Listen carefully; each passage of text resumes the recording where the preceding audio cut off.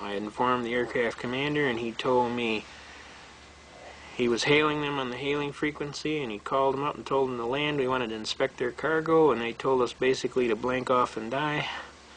You know who we are? My pilot told him he didn't care if he was a man from Glad. He was going to land that aircraft and we were going to inspect his cargo. Basically, he told us, we're not landing. My pilot ordered me to roll my guns up, and he shot him down. And we went down there, and we blew his landing gear off, shot up below his fuel cell, and he got the idea we weren't fooling around. He went down and landed in the rice paddy, and we inspected his cargo, and sure enough, he was carrying heroin.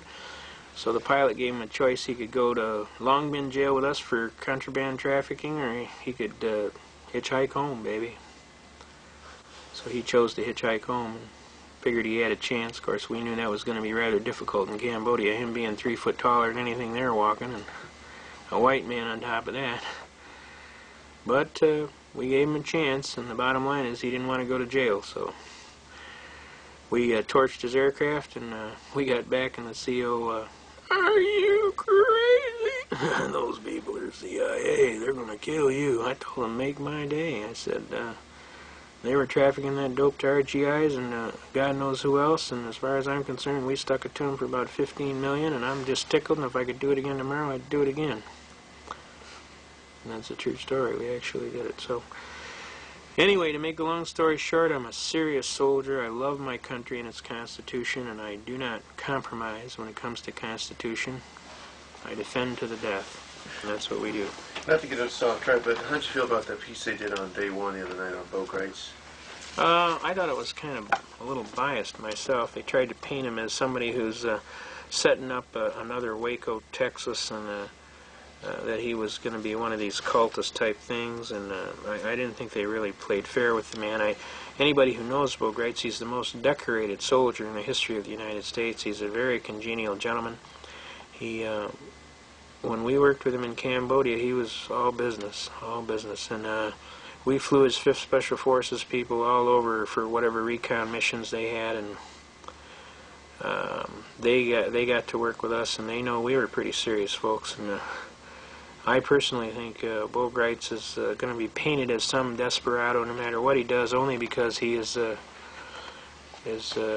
associated with the avant-garde type constitutional defense. He was the guy that got the Ruby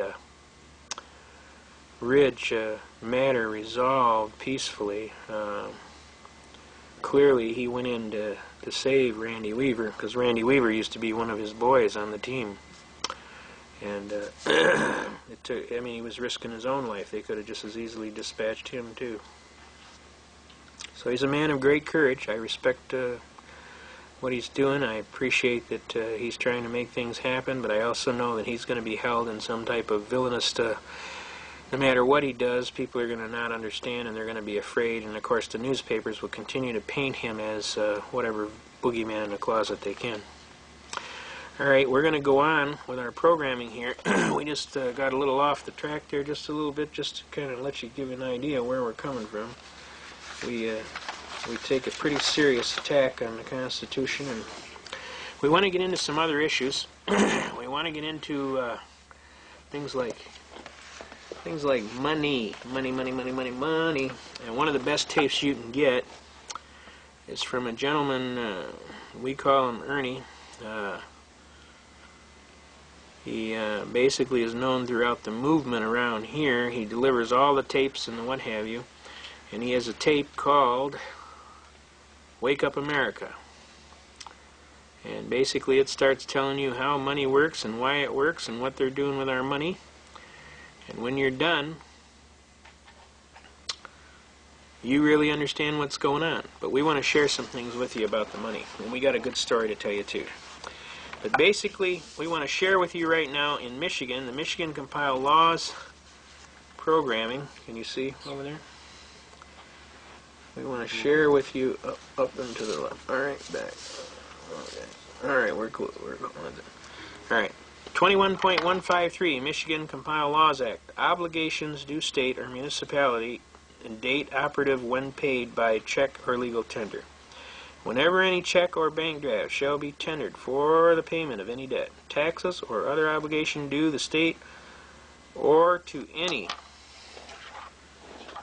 municipality therein, such check draft shall operate as a payment made on the date the check or draft was received and accepted by the receiving officer. If it shall be paid on the presentation without deduction for exchange or cost of collection.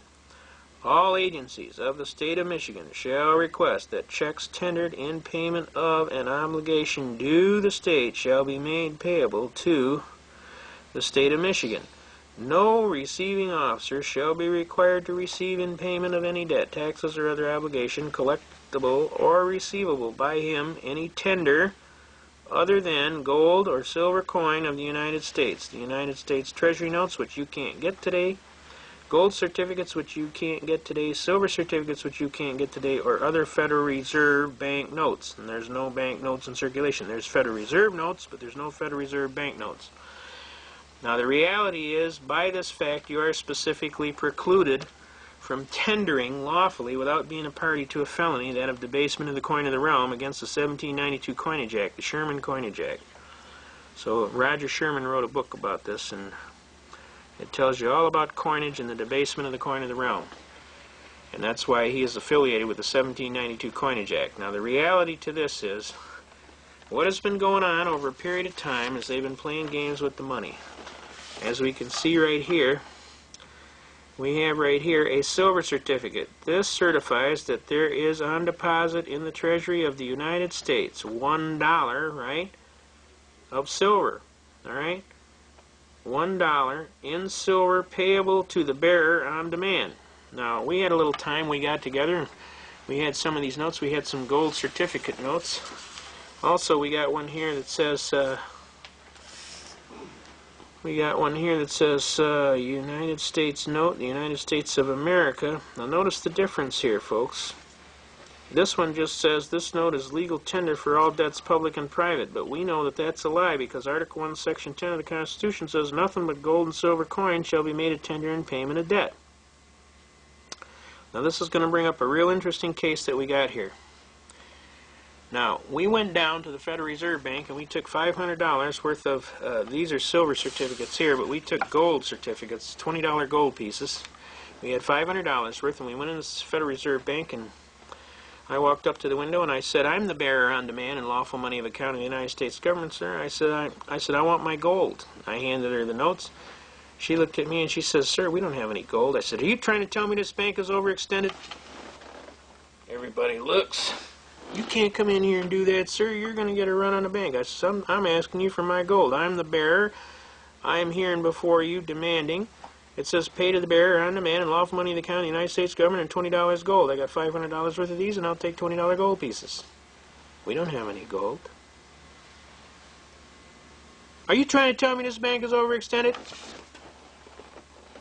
So they called the SWAT team. This lieutenant comes running up, and all these guys got rifles, and they're all at port arms.